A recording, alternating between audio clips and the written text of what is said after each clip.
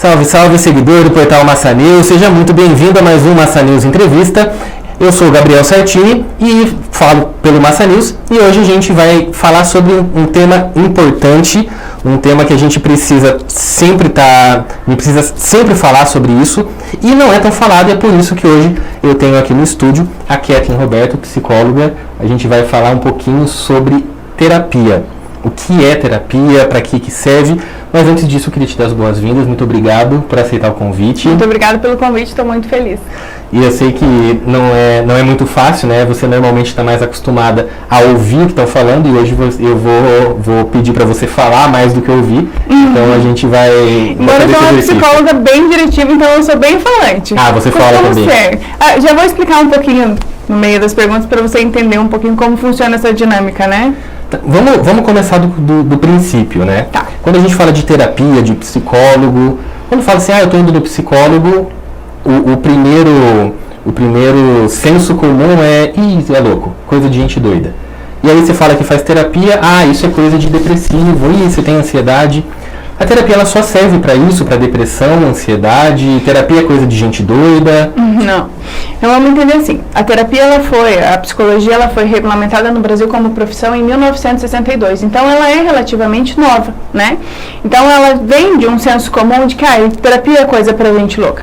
A gente precisa entender que assim, quando o paciente vem já com o diagnóstico de depressão, de ansiedade, esse paciente ele já vem com um diagnóstico, então ele já tem um tratamento de uma equipe multidisciplinar, então ele já passou por um psiquiatra, provavelmente ele já faz um acompanhamento nutricional. A terapia ela vem para ser um complemento, né?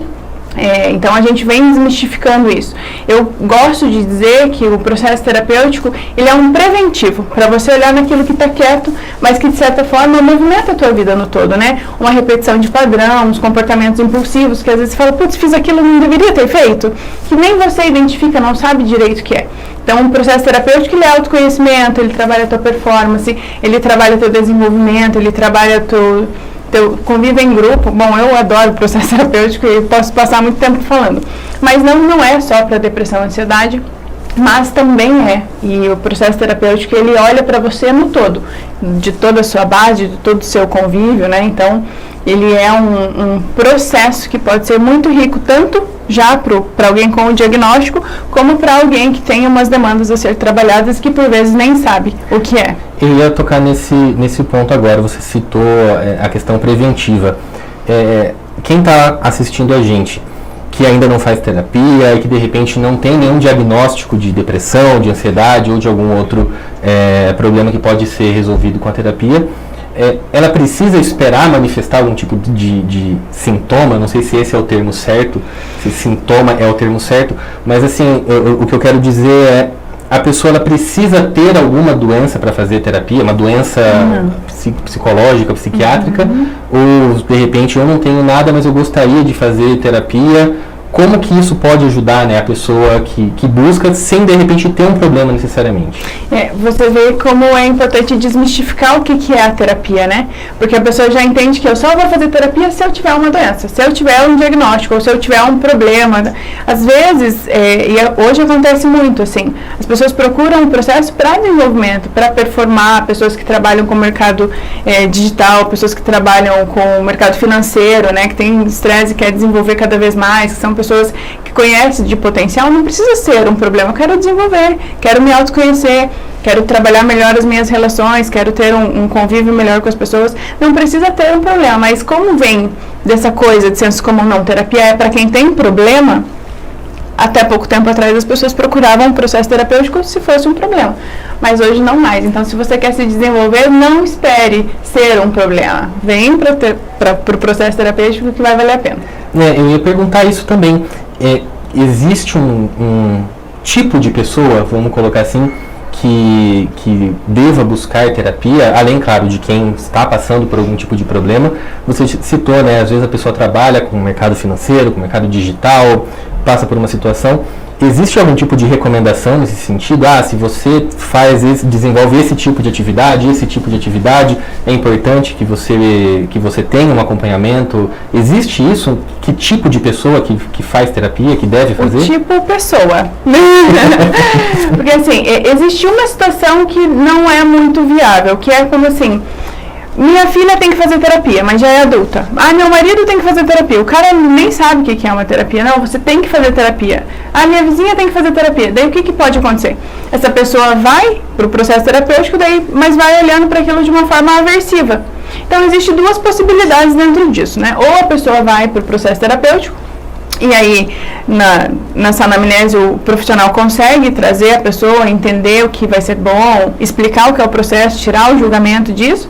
E aí a pessoa deslancha no processo terapêutico, ou a pessoa não vai confiar no profissional, vai olhar de uma forma aversiva e aí o processo não vai se desenrolar. Então, nessas situações pode ser que não seja viável. Mas pessoas, né? O processo terapêutico eu costumo dizer que eu sou a testemunha de terapia. Eu, primeiro, terapeutizava todo mundo porque eu sei o quão rico é, o quão valoroso é para aquilo que é o desenvolvimento da pessoa no todo, de todas as áreas. Então, para mim, todo mundo deveria fazer porque é muito valoroso. Vou dar o testemunho aqui também, que a terapia, ela ajuda a gente a se conhecer, né? Eu fiz terapia durante um tempo, já falei isso pra você, inclusive um beijo pra Sirlene. Desculpa, me dei alta, tive alguns probleminhas, me dei alta. Sirlene, um beijo pra você. Mas assim, a terapia, ela ajuda você a se conhecer, e quando você se conhece, você começa a entender um pouco o outro, como o outro pensa, e isso... mais empático, né? Exatamente, você começa a se colocar no lugar dos outros e entender por que a pessoa tem aquele comportamento que eu tinha, né? Eu tinha aquele comportamento que ela tem, de repente ela passou pelos mesmos traumas que eu, por exemplo. Você começa a ter essa empatia pelo outro, né? Então você é a testemunha de terapia, eu dei meu testemunho também. E aí a gente falando de terapia, e aí vem aquela perguntinha que a gente estava conversando antes aqui, que o Gustavo, que está na nossa técnica, ele já te perguntou. Existe um tipo só de terapia? Como é que eu sei qual que é o mais adequado para mim? Eu vou pelo tipo de terapia ou eu vou pelo profissional, aquele com quem eu me identifico? Como que funciona isso para quem está buscando, para quem percebeu que de repente é uma boa procurar um terapeuta? Como que essa pessoa toma essa decisão? Tá, então veja, quando você fala sobre a psicologia, dentro da psicologia existem várias abordagens.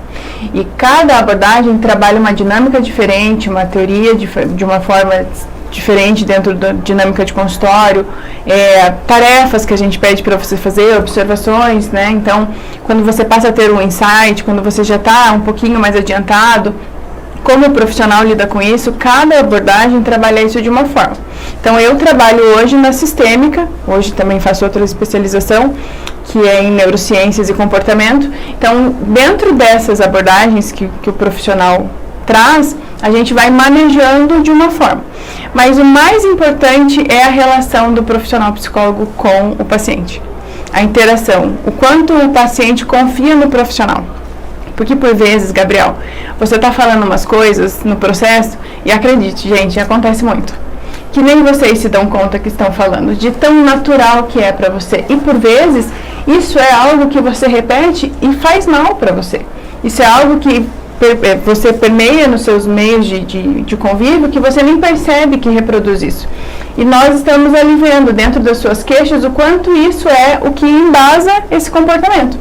Então, por vezes, você confiar no profissional faz com que você fale isso de uma forma mais tranquila, que você traga isso de uma forma mais de confiança. E, às vezes, o processo acontece até mais rápido. Tem que haver essa interação do profissional com o paciente para ser primordial na relação. E para quem nunca pisou num consultório de um psicólogo, de uma psicóloga, nunca entrou, claro, existem vários tipos, como você falou, mas a gente consegue mais ou menos resumir como funciona uma sessão na prática. O psicólogo fala, o paciente fala, dá pra gente explicar mais ou menos como funciona uma sessão para quem nunca participou de uma? Eu já ouvi gente falando que eu não vou pagar para ela ficar conversando. Mas é que assim, gente, uma coisa que eu gosto de dizer é, você tá ali para contar sobre as suas demandas. O psicólogo tá ali trabalhando. Então, quando você está falando uma coisa, a gente vai perceber no seu comportamento se você fica mais ansioso, se isso te desperta algum medo, se isso é um gatilho seu. E entender que, assim, de certa forma, a gente está ali visando o seu bem, né? Então, no primeiro atendimento, a gente faz uma anamnese, entende o que trouxe você para o processo terapêutico, entende o que, por vezes, nem você sabe direito o que traz você ali, e aí o desenrolar é individual, né? Aí a gente tem essa troca, como eu disse, eu sou uma psicóloga bastante diretiva, eu gosto muito de mostrar aos meus pacientes o que eles estão fazendo, pergunto, questiono, para dar a chance deles saírem ali da sessão, que até a próxima sessão, com um pensamento muito vivo para que ele vá trabalhando aquilo, para não ser já, só vim aqui, falei, vou embora, semana que vem eu venho aqui conversar de novo. Não, eu gosto que é a base, né? Que você saia dali refletindo sobre aquilo, trabalhando aquilo, para que você possa desenrolar aquilo que antes era um problema e não possa ser mais. Então, você falou que tem paciente que já ouviu gente falar que não vai pagar para conversar. Uhum. Mas também tem gente que fala, eu não vou pagar para ir lá contar os meus problemas, os meus segredos para a pessoa, e depois ela contar para todo mundo. E isso não existe, né? O que é discutido dentro de uma sessão é sigiloso, é sigilo entre o paciente e o terapeuta. Nós somos né? defendidos por um código de ética que protege tudo aquilo que o paciente traz, então é sigiloso.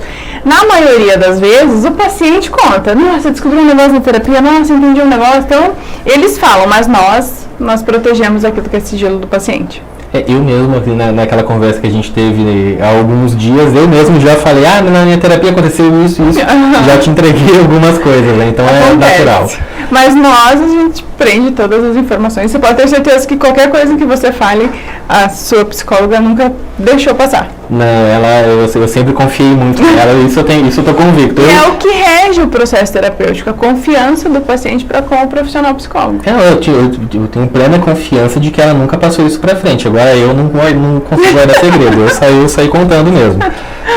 A gente tá falando, claro, né, do consultório, a pessoa vai no consultório, senta lá, conversa, mas aí a gente teve pandemia. A gente ainda está na pandemia, mas a gente já fala no passado porque o período mais crítico parece que passou. E aí essa pandemia ensinou a gente um monte de coisa, inclusive aqui pra gente, a gente começou a fazer reunião online, tudo isso se fortaleceu muito rápido por conta da pandemia. Como é que funcionou para vocês, psicólogos? Existe como fazer sessão online? Você consegue fazer uma sessão com alguém que não está ali, uma sessão por vídeo? Ela tem a mesma eficácia? Ela funciona da mesma forma? Como que você enxerga isso? Assim, Gabriel, eu vou te falar até num cunho pessoal. Eu vejo que desmistificou muito pra gente isso. Porque eu tinha um determinado receio de como seria isso. E hoje eu vejo que facilita muito. Eu atendo gente do Brasil inteiro, atendo pacientes de fora do Brasil. Então isso colaborou para que pessoas que provavelmente não fariam em outras situações ou por não confiar em outra pessoa, continuassem com o processo. Então é muito rico. Sim, é diferente, o pessoal é bacana, você consegue ver ali como a pessoa se movimenta no todo, mas às vezes a gente pede, fica um pouquinho afastadinho da câmera, deixa eu dar uma olhada, né? Em situações quando o paciente pode vir até o consultório, se eu preciso fazer uma dinâmica, eu peço para que venha, mas isso não interfere o que é o processo. O online foi uma coisa muito boa para todo mundo. Outra coisa que a pandemia acabou colaborando foi que se falou mais em terapia.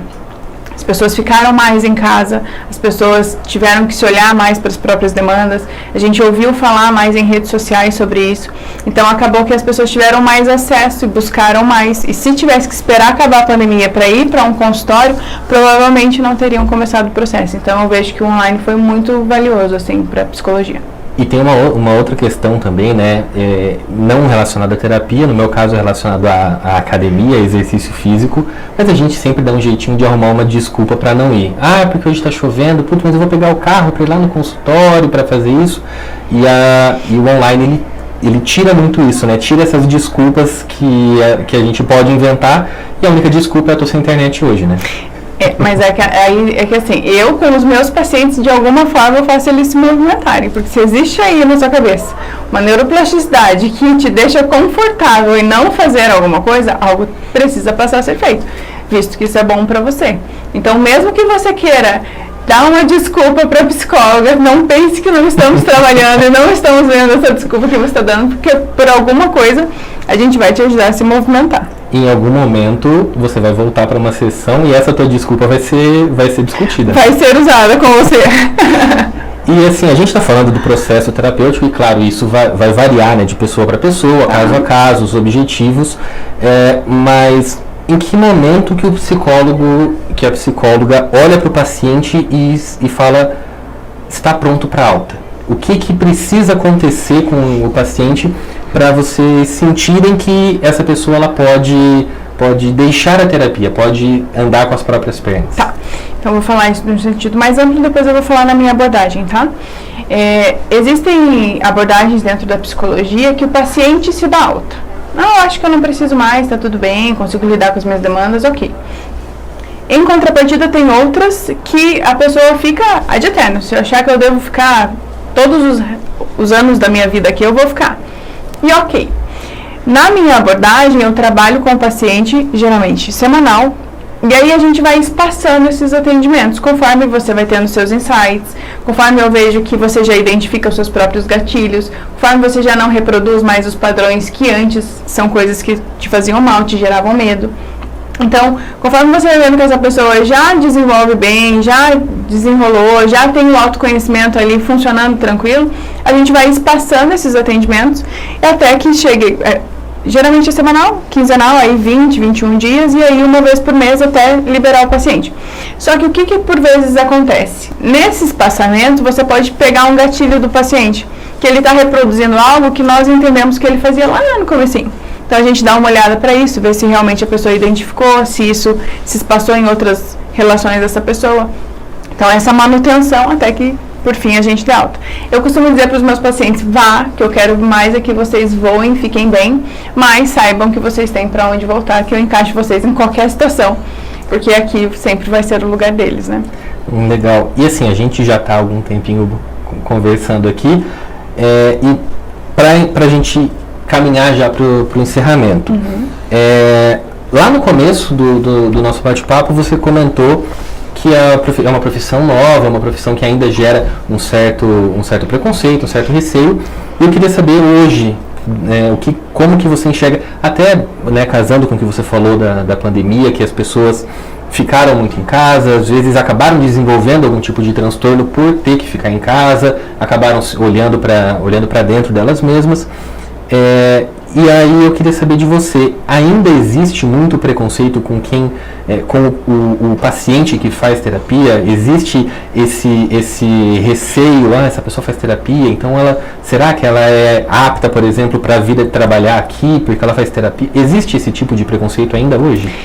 Muito menos. E na verdade eu vejo que hoje, até quando você diz eu faço terapia, é até mais fácil da pessoa ter um emprego, é mais fácil da pessoa ver, está se desenvolvendo, a pessoa olha para as necessidades, olha para as demandas dela, né? Claro, como eu te disse, existe sim pessoas que olham para isso de uma forma pejorativa, mas eu não vejo que é como antes. Tanto que a busca pelo processo terapêutico, pela terapia, hoje é muito maior do que já foi há, 10 anos atrás.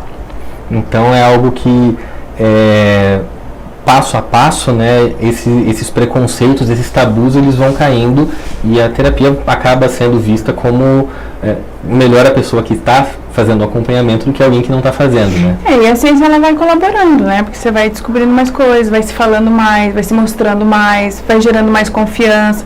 E as pessoas vão tomando partido para aquilo que sabe que vai fazer bem para elas, né?